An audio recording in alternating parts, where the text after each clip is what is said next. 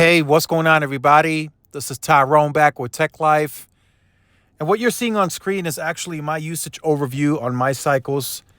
And as you can see, there's a pattern, right? It's high amounts of usage that are coming through T-Mobile's network. And this a majority of this is fixed wireless access. There's let me see how many voice lines. One, two. There's 5 voice lines and fixed wireless access, and that's the total usage. So currently I'm at 764 gigs. I'll probably end up around that 840, 850 gigs for the month. And I say that to say this. It's a lot of usage that T-Mobile is taking on. So I know they got the spectrum. There's more spectrum that they're going to deploy. There's other stuff that they can do. But again, they did say they're going to be capital light around fixed wireless access. So I want to see what they're going to do. I want to see if they eventually cap speeds. I know that fixed wireless access has no priority, really. It has no QoS. So, you know, if the network is getting slammed by wireless traffic, your fixed wireless access usage is going to be deprioritized.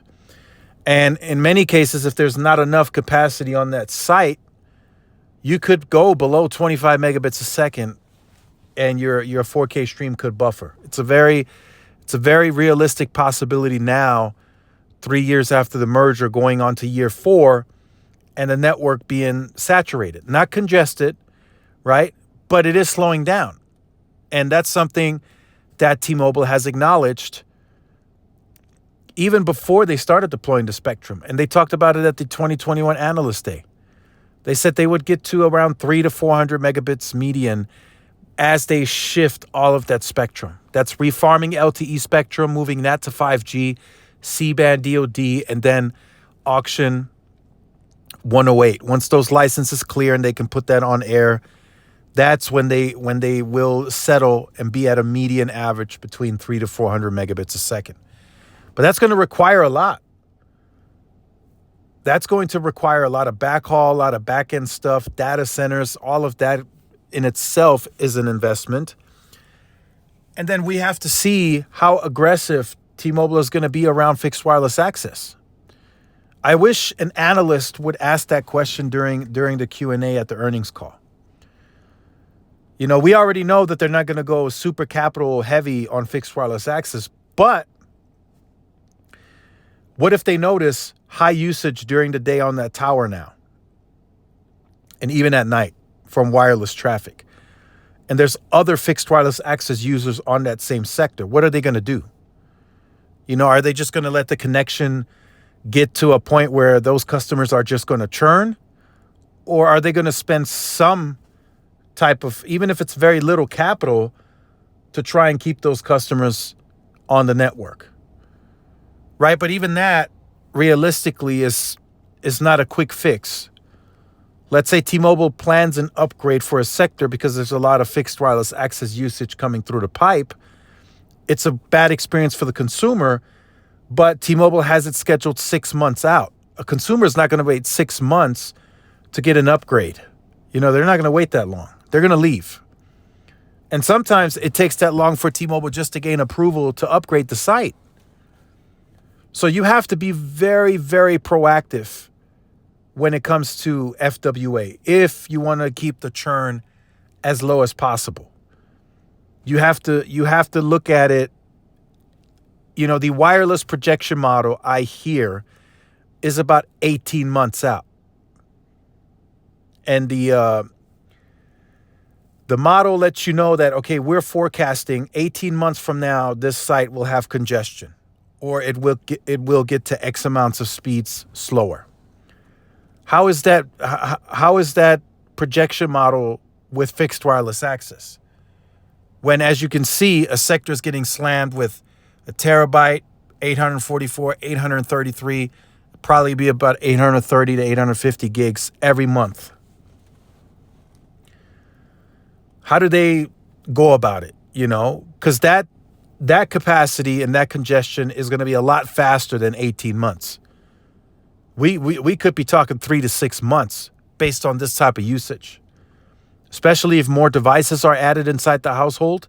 That projection model could change way quicker than anything that they've ever seen on mobile, especially if there's more fixed wireless access users in that same neighborhood that are also doing 1 terabyte to 2 terabytes.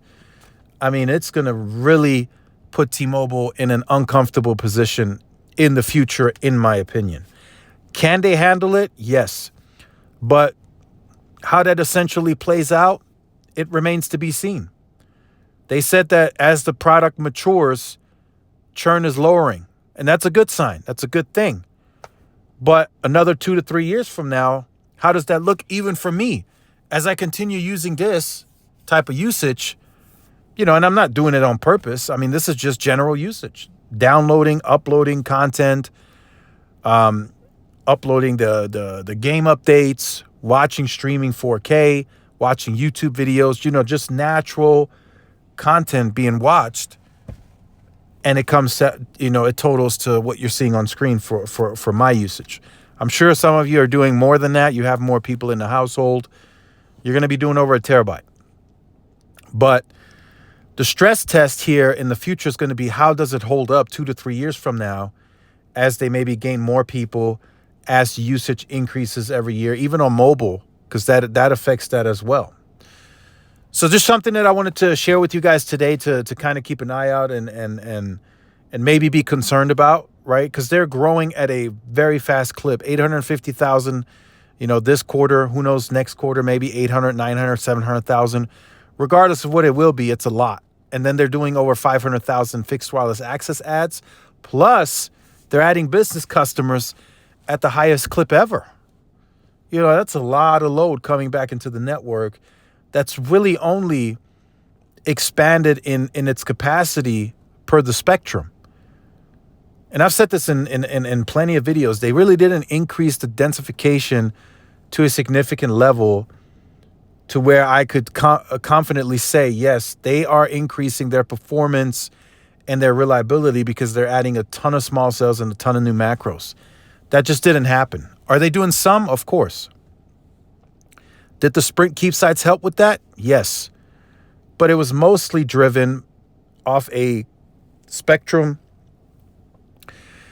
asset that they continue adding onto the same sites they've had since LTE.